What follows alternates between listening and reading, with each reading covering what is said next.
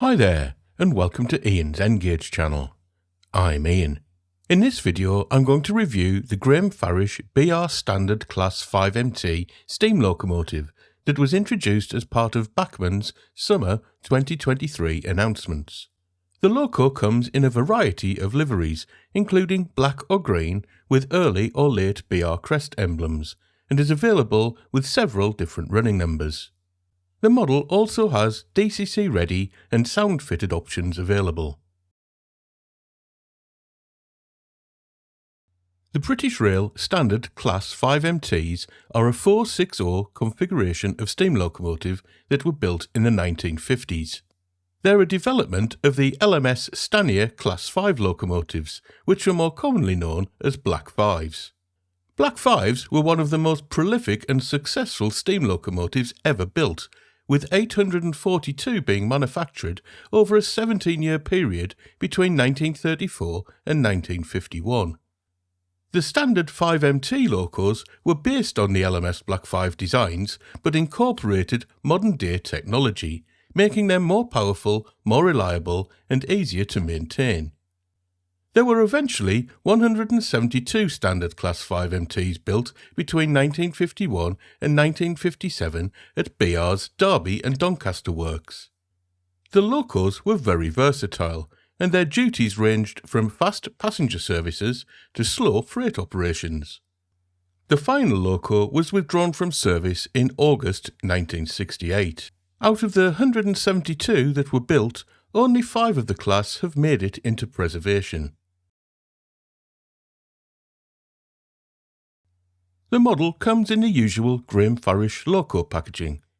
Inside the cardboard sleeve is a hard plastic box, and inside that is a softer plastic shell that keeps the model safe when away from the layout or in transit. I've gone for the sound-fitted BR Late Crest model in black, but as mentioned earlier, there are a range of other livery options available. Other than the loco, there is an accessory pack that contains separately fitted parts, including vacuum pipes, cylinder drain cocks and valve stem guides. In a first for me, the accessory pack also contains a spare pony truck. More of which later. There are also 4 pages of instruction sheets detailing where to fit the accessory pack parts, where to lubricate the loco, and how to fit the decoder. The sound-fitted version also includes 2 more pages of instructions that include information about the sound decoder, useful hints about how to use the brake and handbrake functions, and a list of what sounds are available.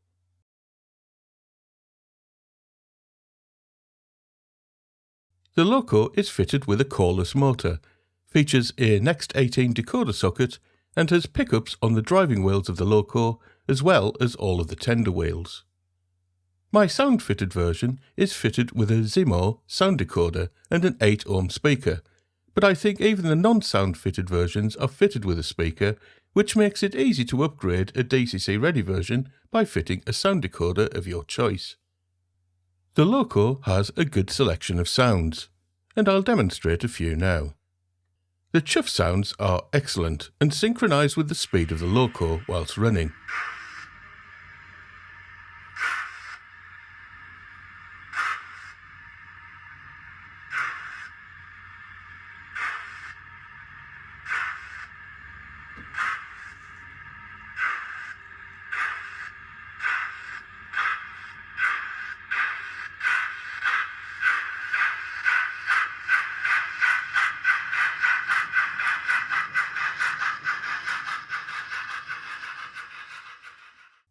Some of the other sounds are also speed related, like the single whistle.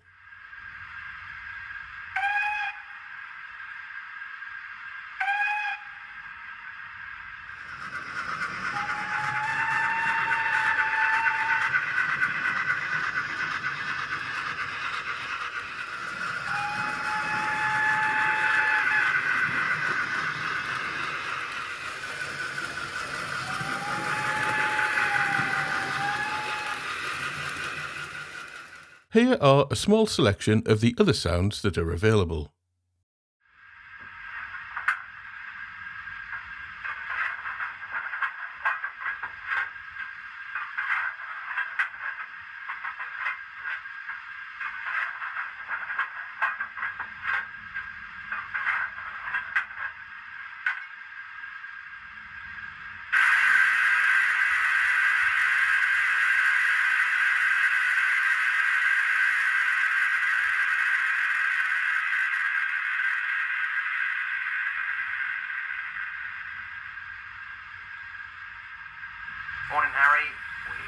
8 Mark 1s today, that's about 220 tonnes. We'll have to get a move on because we're already running 10 minutes late off shed.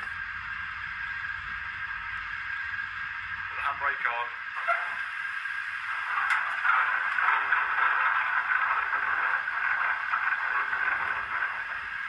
Handbrake's on, mate.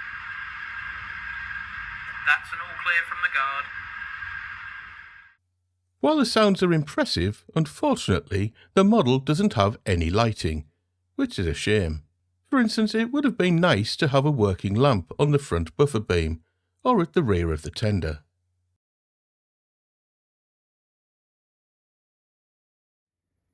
Being a steam locomotive, there are lots of wheels, with the driving wheels being interconnected by a bewildering combination of coupling rods, pistons and valve gear. I won't pretend that I know the names of everything, but the result of them moving in combination with each other is a rather impressive and completely mesmerising event.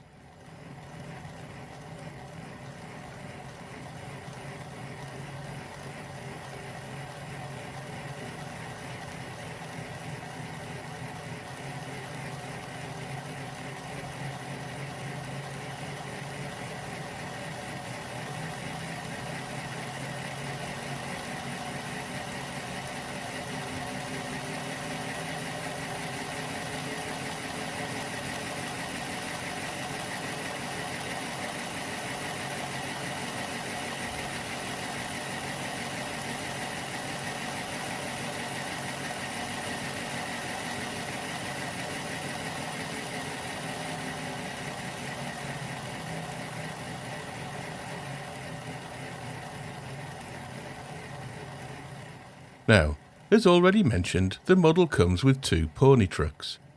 One that will handle second radius curves that is fitted to the model as standard, and another more prototypical one that will require third radius curves and above.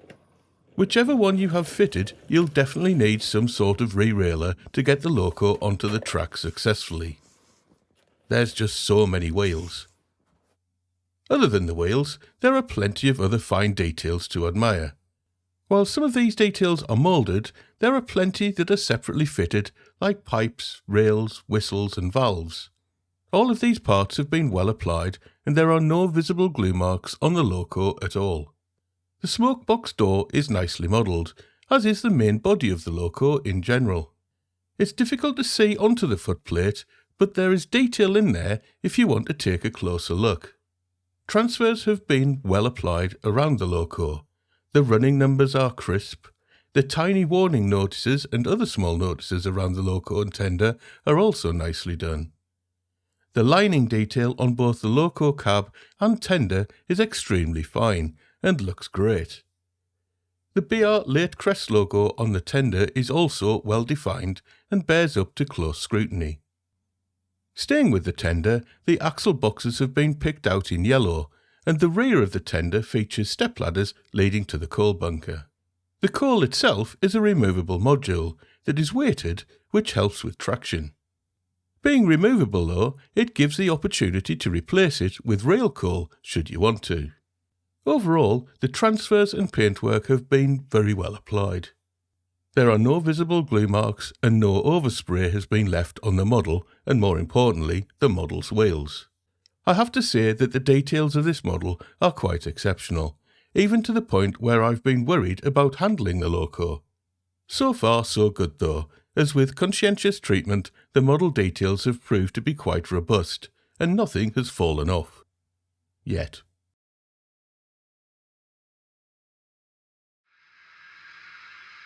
In terms of running, the coreless motor allows the loco to crawl effortlessly.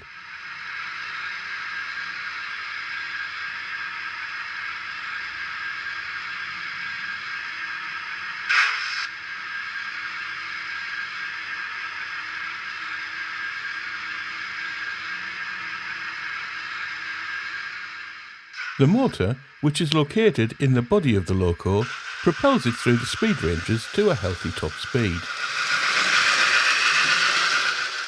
The loco and tender combination weigh in at 71 grams, which I thought was on the light side for such a large loco.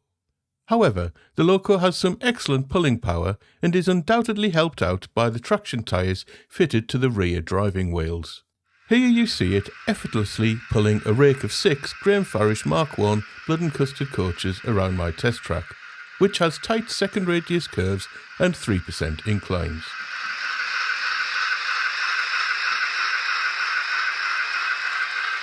I must mention one problem I've had though, and that's with the pony truck derailing. That's the standard one, not the one that comes in the accessory pack. To solve the issue, I needed to add packing below the track to prevent the pony truck from consistently coming off the rails. As I've purchased the sound-fitted version, I haven't ventured inside the Loco, and quite frankly, with all of those wheels and connecting rods, the delicate pickups and the complicated semi-permanent looking tender connection, the thought of having to get inside the Loco frightens the life out of me. The good news for those wishing to fit their own DCC decoder is that it lives in the tender, which the instructions tell me only requires the removal of 2 screws to lift the tender body off, to reveal the DCC blanking plate. However, I've not tried this, and my experience with Loco instructions is that they are frequently missing essential details, so there could well be more to it than simply removing screws.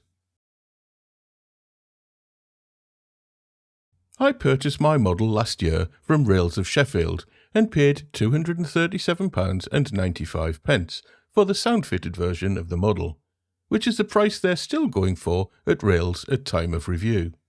I honestly can't say that this represents good value for money, and maintain that we pay too high a premium for sound-fitted Locos. It's also disappointing that the Loco doesn't feature lighting of any sort, considering the price. At time of review, the DCC ready version of the model is available for £152.95, again from Rails, which I consider to be much better value. Having lived with the Loco for quite some time now, in my opinion, it's a fantastic model, and is undoubtedly one of the best examples of what can be achieved in N-Gauge. It has great livery application, wonderful details and sounds, has plenty of pulling power, runs very smoothly, and is built to a very high standard. I'd recommend any of the non-sound fitted variants in a heartbeat.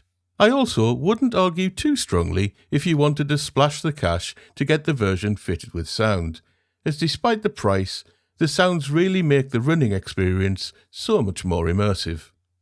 I'll close out the review with a few running shots of the Loco doing its stuff on my test track.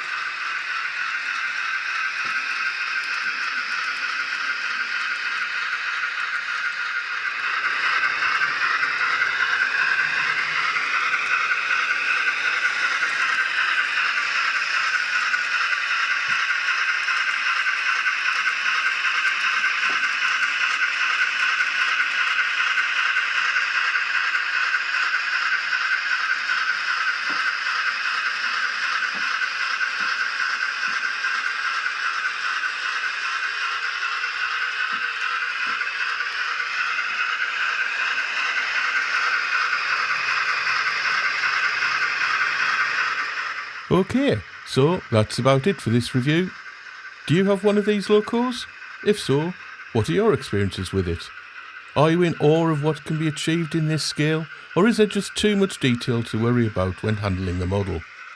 Also, I'd love to know if you think the sound-fitted version is worth the extra cost, or is it overpriced? As always, please let me know your thoughts in the comments. In the meantime, thanks ever so much for watching. Hopefully there'll be another review along soon. Bye.